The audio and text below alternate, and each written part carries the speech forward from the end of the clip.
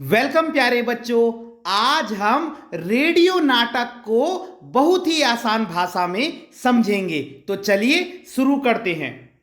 सबसे पहले आपको यह पता होना चाहिए कि रेडियो नाटक किसे कहते हैं। क्या पता रेडियो नाटक की परिभाषा आ जाए? तो देखिए, रेडियो नाटक क्या है।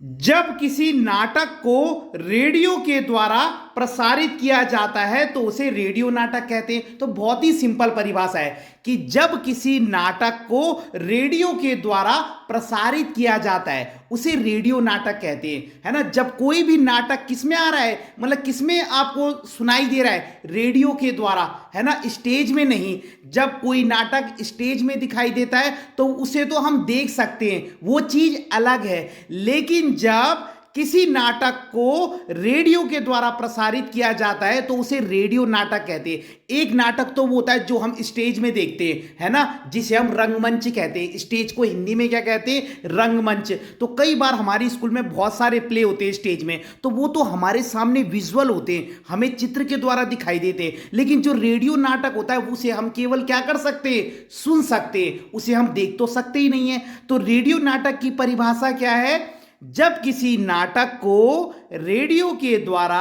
प्रसारित किया जाता है उसे रेडियो नाटक कहते हैं। अब रेडियो नाटक की विशेषताएं क्या है, यहीं से प्रश्न बन सकता है। अगर आपको रेडियो नाटक की विशेषताएं पता है तो आप किसी भी प्रश्न को कर सकते हैं। देखिए, रेडियो नाटक में दृश्य नहीं होते, ये तो बिल्कुल सही बात है, क्योंकि रेडियो में तो हम क्या है, नाटक को केवल सुनेंगे ना, उसमें हमें विजुअल चित्र तो दिखाई नहीं देंगे। तो रेडियो नाटक में दृश्य नहीं होते, ये इसकी पहली विशेषता है। दूसरी, आवाज का महत्व होता है। अब जब हमें चित्र नहीं दिखाई दे रहे तो वॉइस बहुत इंपॉर्टेंट हो जाती है ना, क्योंकि हमने उसे सुनकर ही समझना है। तो पहली विशेषता थी कि रेडियो नाटक में दृश्य नहीं होते। दूसरी विशेषता है आवाज का महत्व होता है। और तीसरी विशेषता सबसे इंपॉर्टेंट, रेडियो नाटक 15 से 30 मिनट तक का होता है। रेडियो नाटक 15 से 30 मिनट तक का होता है। चौथी विशेषता, पात्रों की संख्या सीमित होती है, यानी कि जो रेडियो नाटक में जो कैरेक्टर है ना वो लिमिटेड होते हैं, बहुत ज्यादा कैरेक्टर नहीं होते। अब मैं इसका रीजन बताता हूं क्यों रेडियो नाटक में कम क्यों होते हैं पात्र। देखिए, अगर रेडियो नाटक में बहुत सारे कैरेक्टर होंगे, है ना, सीता, गीता, विनीता, राम, बहुत सारे 10-15 कैरेक्टर हैं, तो आपको उनकी शक्ल तो दिखाई नहीं देगी। आपने उन्हें कैसे पहचानना है? केवल उनकी वॉइस के द्वारा, है ना। तो बहुत डिफिकल्ट होगा ये श्रोताओं के लिए, सुनने वालों के लिए, कि वो पहचान सके कि ये राम की आवाज है, ये मोहन की है, ये सीता की है, गीता की है, विनीता की है, रमा की है, किसकी है। तो रेडियो नाटक में ना सीमित पात्र होते हैं, लिमिटेड कैरेक्टर होते हैं।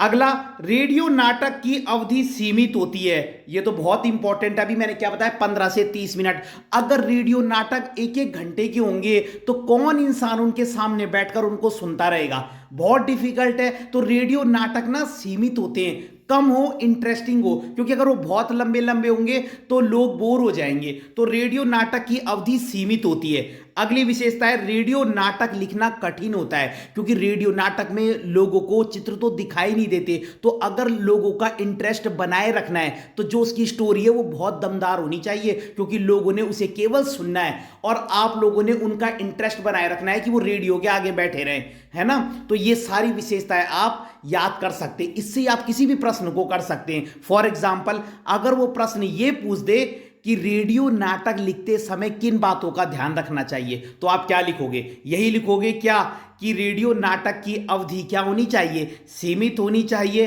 पात्रों की संख्या भी क्या होनी चाहिए? सीमित होनी चाहिए। रेडियो नाटक 15 से 30 मिनट तक का होना चाहिए। तो इन्हीं से आप जो है बहुत सारे प्रश्न बना सकते हैं। तो अगर आपको वीडियो पसंद आई हो तो वीडियो को लाइक कीजिएगा, कमेंट कीजिएगा और अपने चैनल को सब्सक्राइब जरूर कीजिएगा। धन्यवाद।